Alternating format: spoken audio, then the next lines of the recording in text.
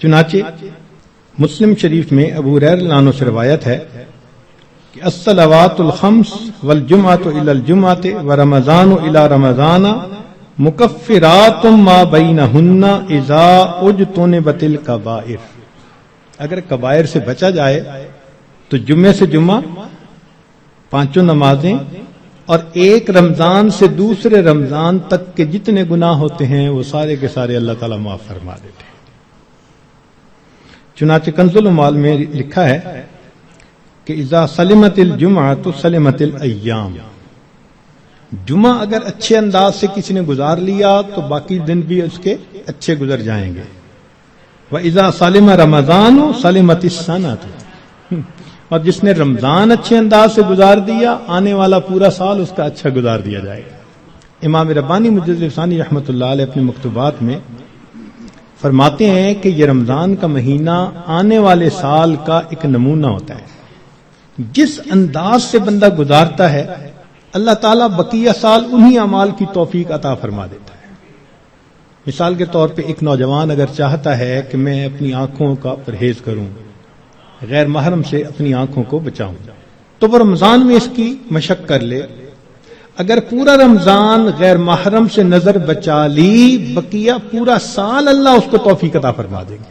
آپ پورا رمضان تہجد کی پابندی کر لیجئے، تلاوت کی، اعمال کی پابندی کر لیجئے، اور پھر دیکھیے بقیہ پورا سال وہ کام کس طرح آسان ہو جاتے ہیں. اللہ تعالیٰ توفیق دے دیتے ہیں اس بندے کو. اس لیے ہمارے اکابر رمضان کو بہت اہتمام کے ساتھ گزارتے تھے. بلکہ بخاری شریف کی روایت ہے کہ ایک صحابیہ حج پہ جانا چاہتی تھی، خاوند نے نہ کر دی. پوچھا بھی کیوں؟ اس نے کہا سواری نہیں ہے. اس نے کہا فلاں اونٹ تو ہے. اس نے کہا وہ میں نے صدقے کی نیت کر لی، اب وہ میرا نہیں، وہ اللہ کا ہے، اب میں تمہیں نہیں لے کے جا سکتا. خاموش ہو گئی. خاوند جفت کر کے واپس آیا تو وہ عورت نبی الاسلام کی خدمت میں حاضر ہوئی. اے اللہ کے حبیب صلی اللہ علیہ وسلم، میرا بڑا جی چاہتا تھا میں حج کروں، مگر میرے خاوند نے کہا کہ سواری نہیں، اور میں نے صدقے کا اونٹ تھا بتایا تو اس نے کہا میں اس کو نہیں استعمال کر سکتا. تو نبی علیہ السلام نے پہلے تو خاوند کو سمجھایا کہ دیکھو یہ حج کا عمل بھی اللہ کے راستے میں جانے والا عمل تھا. تم اگر اس اونٹ پر اس کو یہ حج کروا دیتے تو اس میں کوئی حرج نہیں تھا، مگر ساتھ ہی یہ فرما دیا اس عورت کو کہ اچھا اب تم رمضان میں عمرہ کر لینا، اللہ تعالیٰ تمہیں میرے ساتھ حج کرنے کا ثواب عطا فرمائیں گے. یہ بخاری شریف کی روایت ہے. تو رمضان مبارک کو اللہ رب العزت نے ایسی فضیلت عطا فرمائی. چنانچہ کنز العمال میں ہے کہ اذا کان اول لیلۃ من شہر رمضان صفدت الشیاطین ومردت الجن، کہ جب رمضان کی پہلی رات آتی ہے تو شیاطین، سرکش جن، ان کو قید کر دیا جاتا ہے، باندھ دیا جاتا ہے. خبردار میرے پیارے حبیب صلی اللہ علیہ وسلم کے امتیوں کے روزوں کو تم خراب نہ کر سکو، تو شیاطین کو باندھ دیا جاتا ہے. وغلقت ابواب النار فلم یفتح منہا باب، جہنم کے سارے دروازے بند کر دیے جاتے ہیں، پورا رمضان بند رہتے ہیں. وفتحت ابواب الجنت فلم یغلق منہا باب، اور جنت کے سارے دروازے کھول دیے جاتے ہیں اور ان دروازوں کو پورا مہینہ بند نہیں کیا جاتا. سبحان اللہ. اللہ رب العزت اس مہینے میں جنت کی سیل لگاتے ہیں. وَيُنَادِي مُنَادٍ كُلَّ لَيْلَةٍ، اور ایک ندا دینے والا فرشتہ ہر رات یہ ندا دیتا ہے، یا باغی الخیر اقبل، اے نیکی کے متلاشی آگے بڑھ. ابتغاء سے ہے یہ لفظ باغی الخیر. وَيَا بَاغِيَ الشَّرِّ اقصر، اے برائی کے تلاش کرنے والے تھم جا، رک جا. وَلِلَّهِ عُتَقَاءً مِّنَ النَّارِ وَذَلِكَ كُلَّ لَيْلَةٍ، ہر رات میں اللہ تعالیٰ جہنم سے جہنمیوں کو بری فرما دیتے ہیں. اب یہاں طالب علم کے ذہن میں ایک سوال پیدا ہوتا ہے کہ رمضان مبارک میں شیاطین تو قید ہو گئے، پھر کیوں برائیاں ہوتی ہیں، غفلتیں ہوتی ہیں؟ تو علماء نے اس کے کئی جواب دیے. ایک جواب تو انہوں نے دیا بھئی بڑے شیاطین تو قید ہو گئے، اب چھوٹے شتونگڑے بھی تو ہیں، اور ہم اتنے غافل کہ شتونگڑے ہی کام دکھا جاتے ہیں. دوسرا علماء نے یہ کہا کہ شیطان کی وجہ سے نفس کے اندر اتنی خباثت آ جاتی ہے کہ شیطان اگر باندھ بھی دیا جاتا ہے تو نفس اس کا کارندہ بنا رہتا ہے، وہ انسان کو گناہوں پر اکسائے رکھتا ہے۔ یا برے دوست ہوتے ہیں، یار بد، ان کی وجہ سے انسان رمضان میں بھی نیکی پر نہیں آتا۔ مگر اس کی خوبصورت مثال یہی ہے کہ جیسے لوہے کو بھٹی میں گرم کریں نا تو سرخ ہو جاتا ہے، پھر اس کے بعد اس کو بھٹی سے نکال لیں تو وہ 1 منٹ میں ٹھنڈا نہیں ہوتا، وہ گھنٹہ 2 گھنٹے گرم رہتا ہے۔ تو شیطان نے انسان کو گناہوں کی بھٹی میں اتنا گرما دیا ہوتا ہے کہ ان لوگوں کے لیے رمضان کا مہینہ آ بھی جاتا ہے تو وہ گرمی اسی طرح موجود رہتی ہے۔ نبی علیہ السلام نے ارشاد فرمایا، من وافق موتہ عند القضاء رمضان دخل الجنہ، جس بندے کو رمضان المبارک کے اندر موت آ گئی اللہ تعالیٰ اس کو جنت کے اندر داخل فرما دیتے ہیں۔ سیدہ عائشہ صدیقہ رضی اللہ تعالی عنہ فرماتی ہیں کہ کان رسول اللہ صلی اللہ علیہ وسلم یجتہد فی رمضان ما لا یجتہد فی غیرہ، مسلم شریف کی روایت کہ رمضان المبارک میں نبی علیہ السلام عبادات میں اتنی محنت فرماتے تھے، مشقت اٹھاتے تھے کہ رمضان کے علاوہ کسی اور مہینے میں اس قدر محنت نہیں فرماتے تھے۔ اس سے معلوم ہوا کہ خاص اہتمام فرماتے تھے اس مہینے۔ ایک اور روایت ہے بہقی کی، سیدہ عائشہ صدیقہ رضی اللہ عنہا فرماتی ہیں کہ کان رسول اللہ صلی اللہ علیہ وسلم اذا دخل رمضان، کہ جب رمضان کا مہینہ آتا تھا، شد میں ازارہ، نبی علیہ السلام اپنی تہبند کو کس کے باندھ لیتے تھے، ثم لم یأت فراشہ حتی ینسلخ، پھر پورا مہینہ گزرنے تک اپنے بستر پر واپس نہیں آیا کرتے تھے۔ اللہ اکبر کبیرہ، اس لیے کہ وہ رمضان کی برکات سے واقف تھے، جانتے تھے۔ بہقی کی شریف کی ایک اور روایت ہے، کان اذا دخل رمضان تغیر لونہ، کہ جب رمضان کا مہینہ آتا تھا نبی علیہ السلام کا چہرے کا رنگ بدل جاتا تھا۔ اللہ اکبر کبیرہ، وکثرت صلاتہ، اور نبی علیہ السلام نماز نفل کثرت کے ساتھ پڑھتے تھے۔ وابتہل فی الدعاء واشفق لونہ، اور اپنی دعا میں اتنے اللہ کے سامنے عاجزی کرتے تھے کہ آپ صلی اللہ علیہ وسلم کا چہرہ انور سرخ ہو جایا کرتا تھا۔ اللہ اکبر۔ چنانچہ ایک حدیث مبارکہ میں ہے، سلمان فارسی رضی اللہ عنہ اس کی روایت فرماتے ہیں کہ خطبنا رسول اللہ صلی اللہ علیہ وسلم فی آخر یوم من شعبان فقال، نبی علیہ السلام نے فرمایا، یا ایھا الناس قد اضلکم شہر عظیم مبارک، اے لوگو تمہارے اوپر ایک بڑا مہینہ برکت والا آ گیا ہے، شہر فیہ لیلۃ خیر من الف شہر، ایسا مہینہ کہ جس میں ایک رات ہے جو 1000 مہینوں کی عبادت سے بھی زیادہ افضل ہے۔ شہر جعل اللہ صیامہ فریضہ، ایک ایسا مہینہ جس کے روزے کو اللہ رب العزت نے فرض فرمایا، وقیام لیلہ تطوعا، اور رات کے قیام کو اللہ نے اپنے قرب کا ذریعہ بنایا۔ من تقرب فیہ بخصلۃ من الخیر کان کمن ادى فریضۃ فیما سوا، جس نے رمضان میں نفل عمل کیا ایسے اجر ملے گا جیسے رمضان کے علاوہ اس نے کسی فرض کے اوپر عمل کیا تھا۔ ومن ادى فریضۃ فیہ کان کمن ادى 70 فریضۃ فیما سوا، جس نے ایک فرض پر عمل کیا اس کو 70 فرض جو غیر رمضان میں ہوتے ہیں اس کے برابر اجر عطا کیے جاتے ہیں۔ یہاں سے معلوم ہوا کہ اللہ رب العزت رمضان مبارک میں انسان کے اعمال کا ریٹ 70 گنا بڑھا دیتے ہیں، ملٹیپلائی، سبحان اللہ۔ ایک ایک عمل کو دنیا ریٹ انکریز کرتی ہے تو 10% اور 20%، 10واں حصہ 20واں حصہ، اللہ تعالیٰ ریٹ بڑھاتے ہیں تو کیا 70 گنا، 70 سے ضرب دے دی، اس لیے کہ وہ شہنشاہ حقیقی ہے، وہ اپنے بندوں کو اتنا اجر دینا چاہتا ہے کہ ان کے گناہوں کی ظلمتیں ختم ہو جائیں۔ تو ایسے وقت میں ہمیں بھی چاہیے کہ ہم اپنے اعمال اللہ رب العزت کے حضور پیش کریں. چنانچہ نبی علیہ السلام نے ارشاد فرمایا هو شہر الصبر والصبر ثوابہ الجنہ، یہ صبر کا مہینہ ہے اور صبر کا بدلہ جنت ہے. وشہر المواسات، غمخاری کا مہینہ. سبحان اللہ. چنانچہ اسی حدیث میں آگے نبی علیہ السلام نے ارشاد فرمایا کہ اولہ رحمت، اس مہینے کے پہلے 10 دن رحمت، وَأَوْسَطُهُ مَغْفِرَةٌ، درمیان کے 10 دن مغفرت کے، وَآخِرُهُ عِتْقٌ مِّنَ النَّارِ، اور آخری 10 دن آگ سے آزادی کے. وہ کیسے؟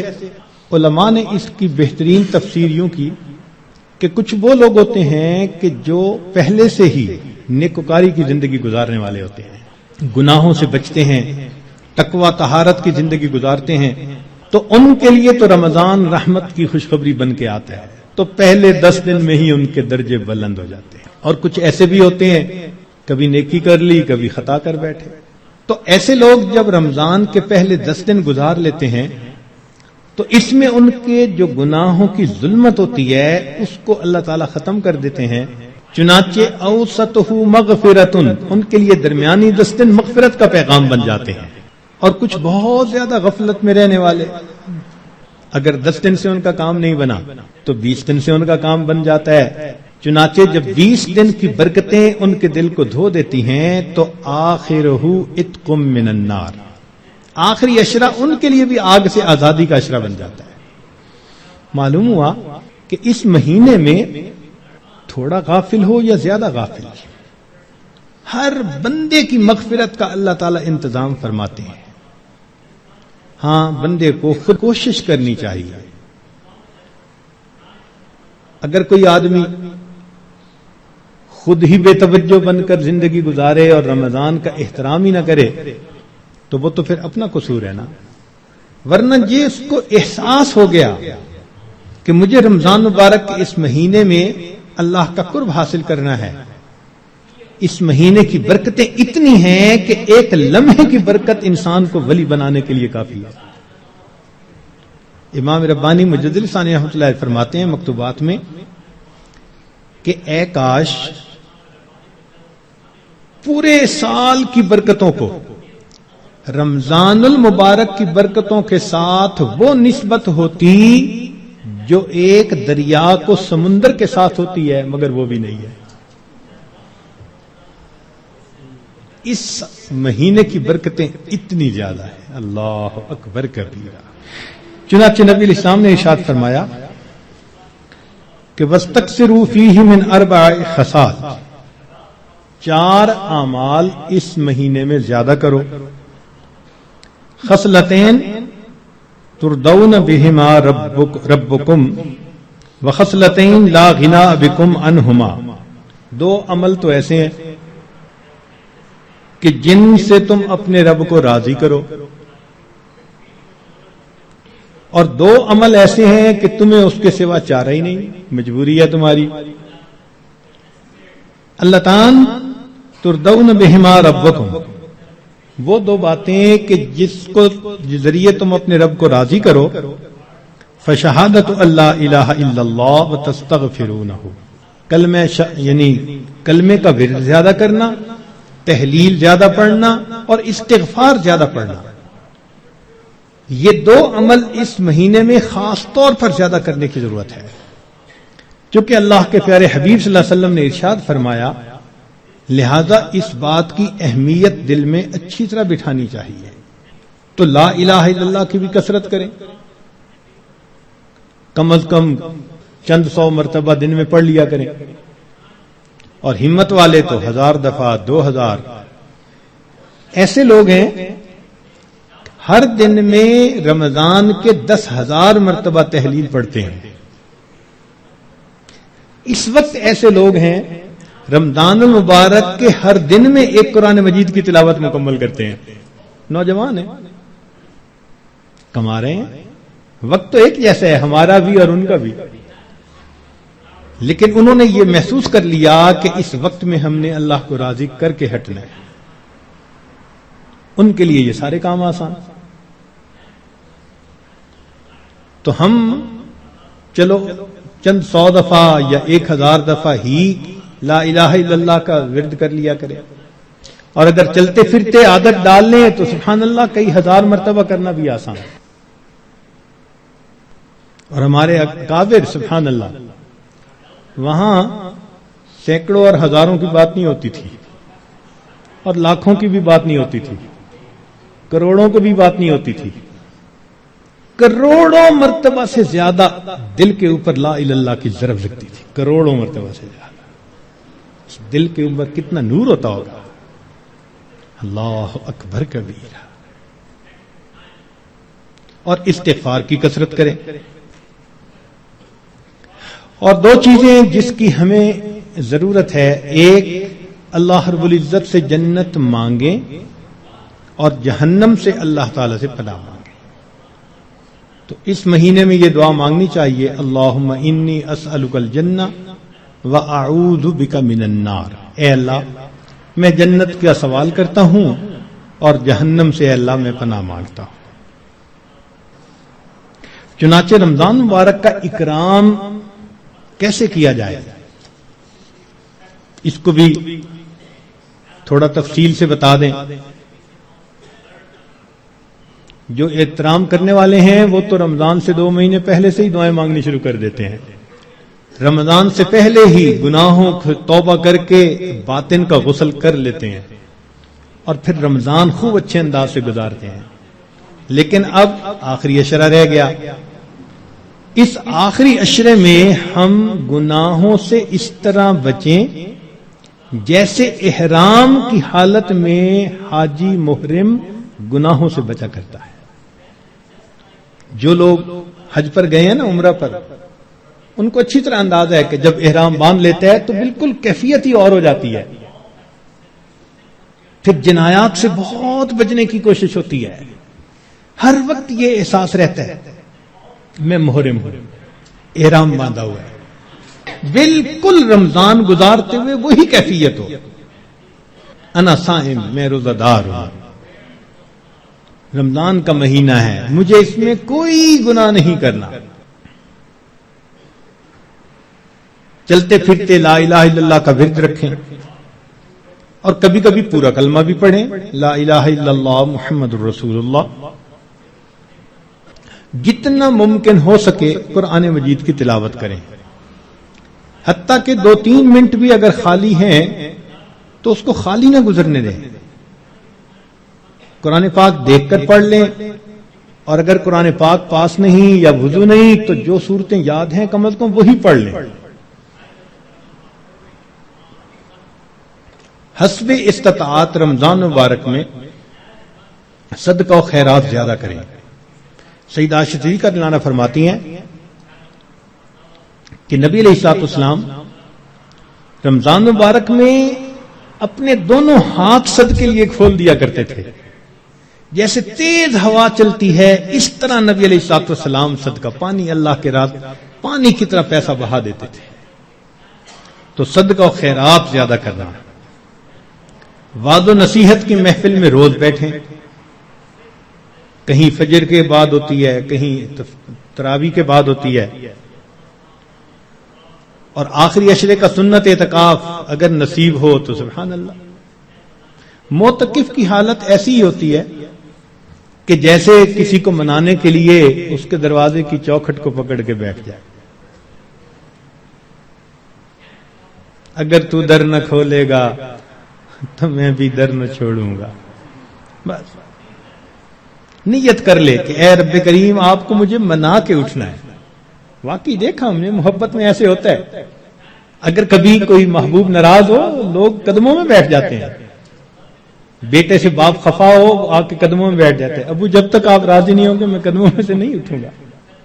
سبحان اللہ. یہی مومن کا حال ہونا چاہیے. اے کریم تیرے در پر آ کر بیٹھ گئے ہیں،